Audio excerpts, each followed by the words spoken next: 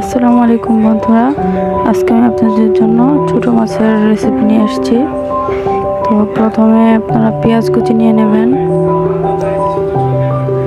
এরপর কাঁচামরিচ কেটে হলুদ মরিচ সসের গুঁড়া নিয়ে নেবেন, সামান্য পরিমাণ তেল ও স্বাদ মতো লবণ নিয়ে ভালো করে মাখিয়ে নেবেন।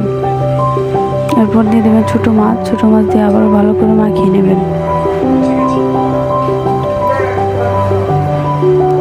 এরপর আমি কুচি করে আলু কেটে নিয়েছি, আলু দিয়ে আবার মাখিয়ে নেব।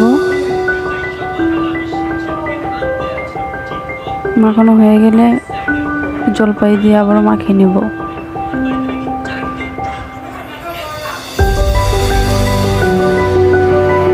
মাখানো হয়ে গেছে, এখন একটু পানি দিয়ে দেবো, এরপর চুলায় বসিয়ে দেব।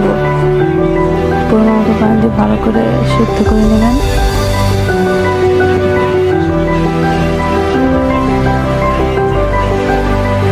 তো আজকে আমার ছোটো মাছ আলু তরকারি রান্না হয়ে গেছে।